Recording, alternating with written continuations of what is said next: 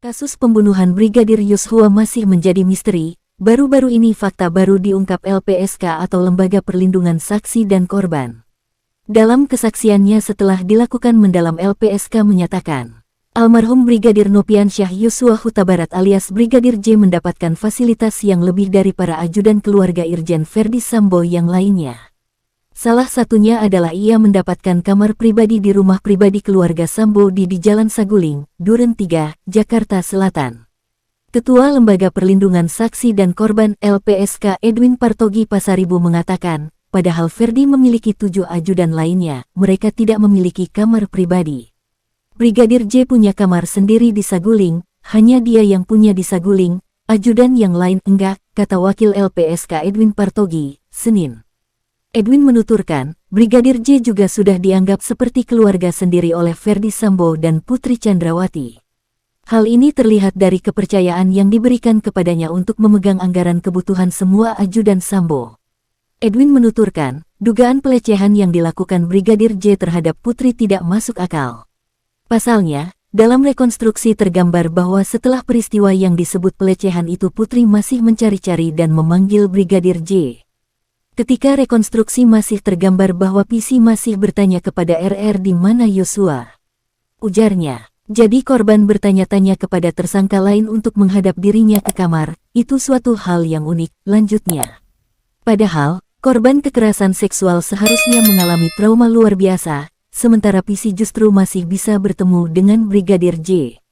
Selain itu, Putri juga tidak mengusir Brigadir J setelah mengalami dugaan kekerasan seksual. Maka Edwin Partogi menilai, tidak masuk akal jika Brigadir J diduga melecehkan Putri Chandrawati. Menurut dia, dalam rekonstruksi pembunuhan Brigadir J, tergambar bahwa setelah peristiwa yang disebut pelecehan itu, Putri memanggil Brigadir J. Ketika rekonstruksi masih tergambar bahwa pasca peristiwa kekerasan seksual di Magelang, PC masih bertanya kepada RR di mana Yosua. Dan Yosua masih menghadap PC di kamar. Jadi korban bertanya kepada pelaku dan pelaku menghadap korban di kamar, itu suatu hal yang unik, kata Edwin, Senin tanggal 5 September tahun 2022. Korban kekerasan seksual kan mengalami trauma luar biasa, ini Putri masih nyari terduga pelaku, dan masih bisa ketemu terduga pelaku di kamarnya.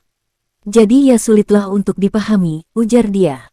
Hal yang sulit dipahami lagi, kata Edwin, setelah terjadi dugaan kekerasan seksual, Putri tidak mengusir J. Padahal, saat itu posisi Putri sebagai tuan rumah.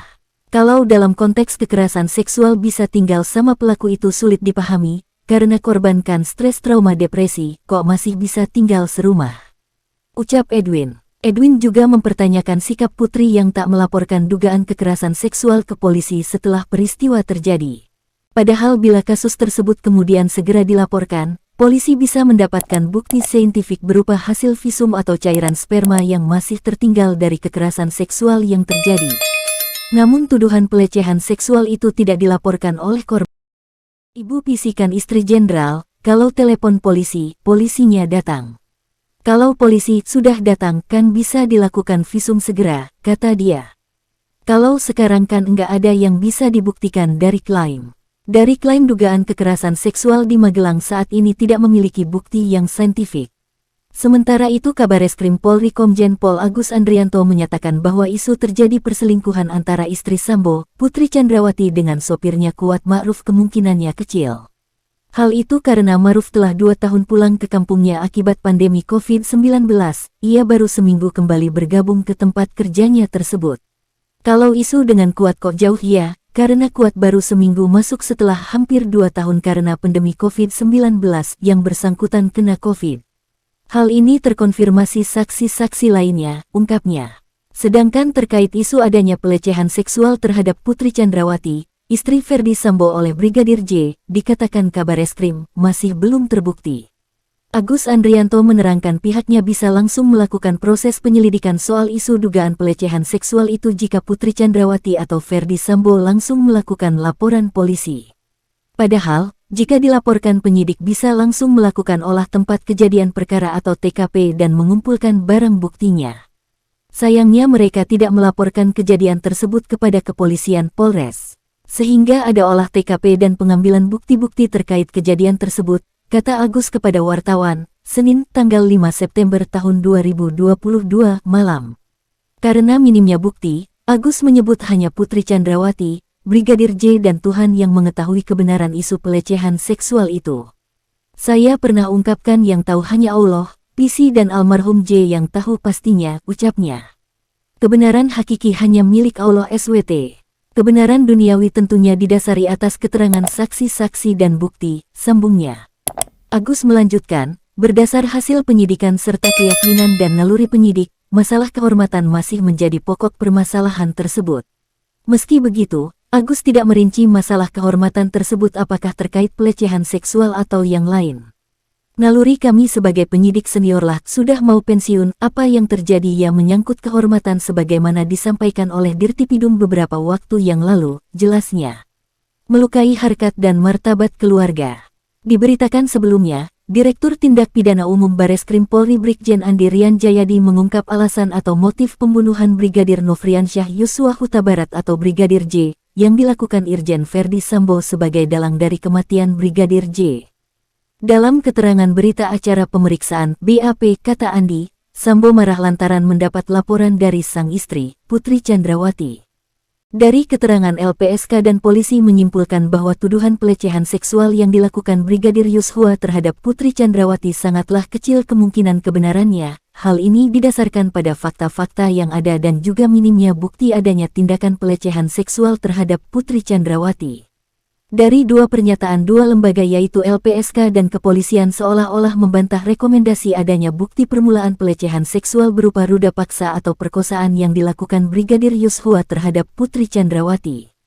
Hal tersebut disampaikan oleh Komnas HAM yang menyatakan ditemukan adanya bukti permulaan pelecehan seksual sebagaimana rangkuman pemeriksaan yang dilakukan Komnas HAM yang telah disampaikan beberapa waktu sebelumnya.